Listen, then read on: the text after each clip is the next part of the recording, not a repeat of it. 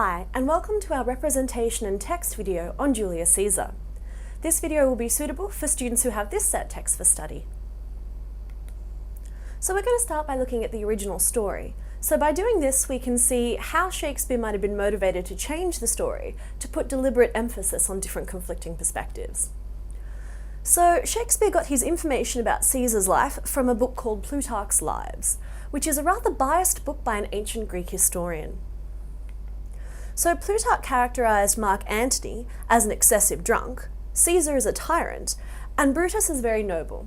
And this sort of makes sense because the Greeks invented democracy, so it makes a lot of sense that a Greek author was on the side of Brutus.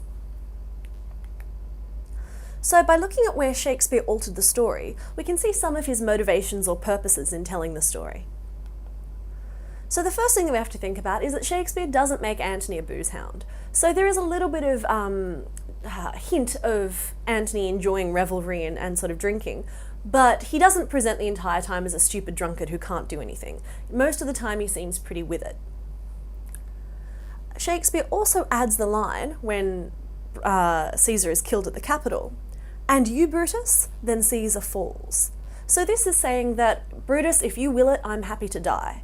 And that gives Caesar a much more noble sound and makes him seem a lot less like a tyrant. Another thing that Shakespeare does is make all of the senators ignoble, so they're all just after their own glory and they don't like being in Caesar's shadow. And we also have Brutus being rash. He's making these decisions based on bad information, and he's making them rather quickly and not thinking them through logically. So, considering that and the difference between what Shakespeare's presented and the original text, we can assume that Shakespeare is trying to present both sides as possibly moral or empathetic. So he's kind of trying to even it up, so it's plausible that we could believe either side. So this kind of tells us that Shakespeare wants us to debate who was right and who was wrong, rather than having it being completely clear-cut from the outset. Also, we have to think about the and text part of representation and text. We're looking at a dramatic play, and there are lots of ways Shakespeare goes about heightening the drama.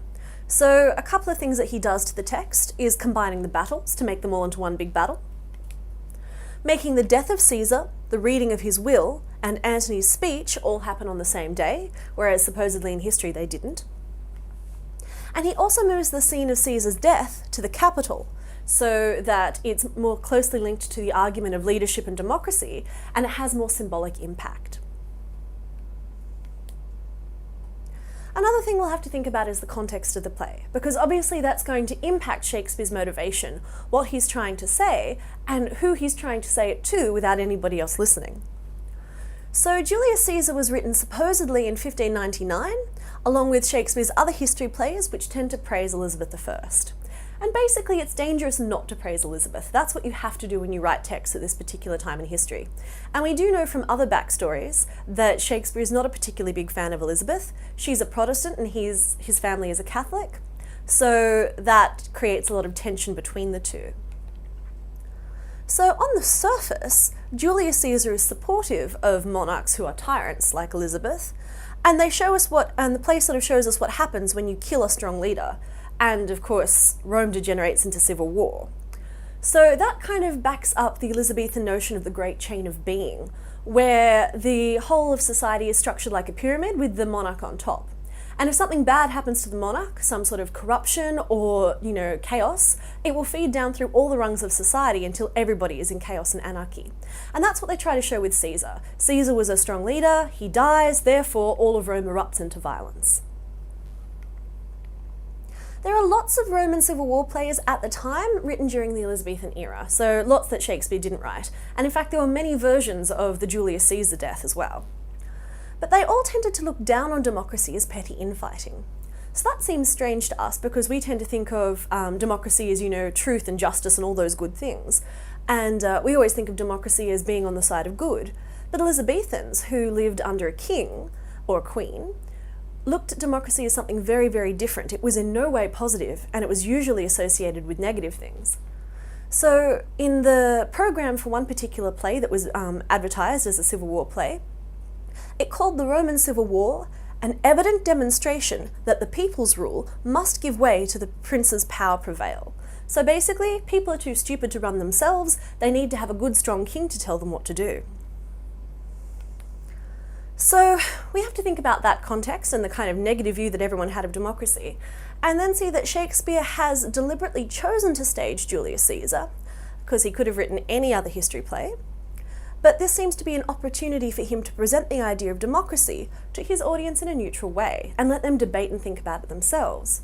So one thing that we do know that both sides can agree upon is that Brutus, the anti-tyrant and kind of the character who represents democracy, is considered to be the noblest Roman of them all. So now we're starting to see a little bit of Shakespeare's motivation. Now we're going to talk about the conflicting perspectives presented in Julius Caesar, and then we're going to think about what Shakespeare had to say of all of that and what he really wanted you to believe.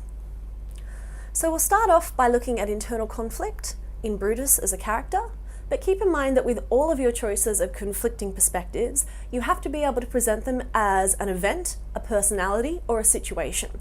And those three words should be appearing in your essays quite a lot. So, the problem for Brutus.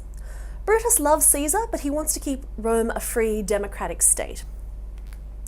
So his internal conflict is about what you'd call a situation. He has to decide whether or not to lead the other senators in killing Caesar. So the other senators kind of know that they need Brutus to give what is probably for them a bit of a petty power struggle, the look of being noble, because they know that Brutus has a great reputation, they know that Brutus is good friends with Caesar, and if Brutus does the killing, then everybody else is more likely to accept it as a good and honourable thing. So although Brutus is acting on what he thinks is right, his reasoning tends to be based on false letters. So we know that Casca conspired to throw in some letters at his casement to read that the people wanted Caesar gone. We also know that the reports of Caesar being offered a crown at the Lupercal were offered by other senators, so Brutus didn't actually see it himself. And so basically he makes his decision on nothing like real evidence. And Brutus's flawed thinking is sort of revealed in Act 2, Scene 1, in his soliloquy that he gives, with the syntax or word order of how he puts his argument. So he starts by saying, "It must be by his death. And for my part, I know no personal cause to spurn at him." So he's saying, well, Caesar has to die, even though I don't know any real reasons why.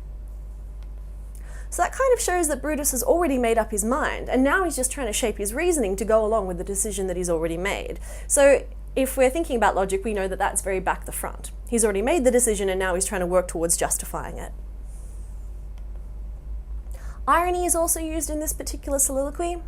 So Brutus says, "To speak truth of Caesar, I have not known when his affections swayed more than his reason." So in this sense, the word affections means emotions or personal desires, and reason means, logical thinking.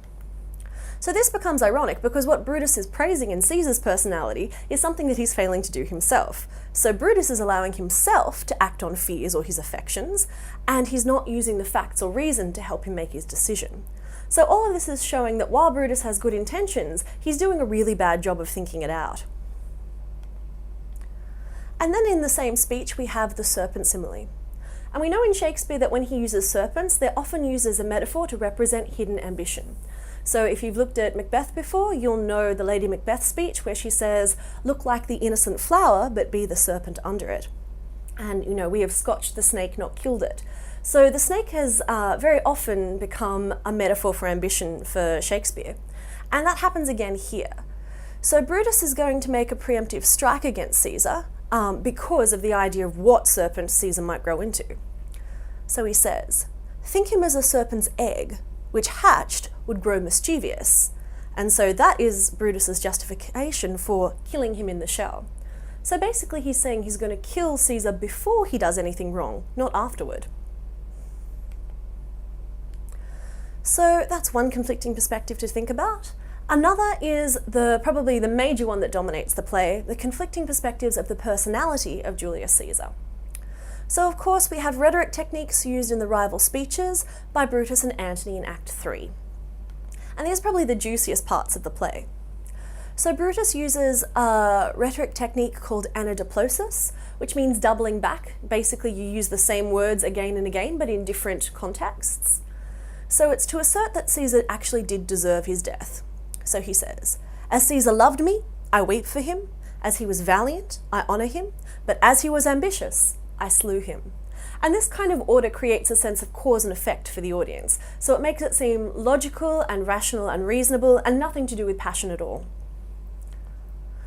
Brutus also ties the notion of killing Caesar to the prospect of democratic freedom, and so he uses the rhetorical question, who here is so base that would be a bondman? So a bondman is, of course, a slave, and that nice bit of alliteration really emphasizes it. So who here is so vile and low that they would like to be a slave? And so he's saying that if Caesar had lived, everybody would have ended up being slaves. And this is very effective on the crowd at first. They're all like, yay, Brutus, we want Brutus to become the new Caesar, which shows how little they understand of democracy, really. So Brutus's rhetoric appeals in a logical sense, and this is what the rhetoric's school of thought would have called logos, or logic. And this gets contrasted with Antony, who comes along and uses a lot of emotion and sort of manipulative techniques. So in Antony's speech, he uses polyptoton, which is where you use the same word, or the root of the same word twice, but in different contexts, to create a link between the words. So he tries to create doubt about Caesar's ambitiousness. So he says, if it were so, it were a grievous fault, grievous meaning bad, and grievously hath Caesar answered it. In this sense, we say grievously as in grievous bodily harm, meaning he died for it. So it's creating the idea of a connection between grievous fault and Caesar's death. So he's implying that the death was wrong. He also uses irony when he calls on the senators over and over again. He calls them honourable men, which we all know is sarcastic. And he asks the rhetorical question, I thrice presented him with a kingly crown, which he did thrice refuse. Was this in him ambition?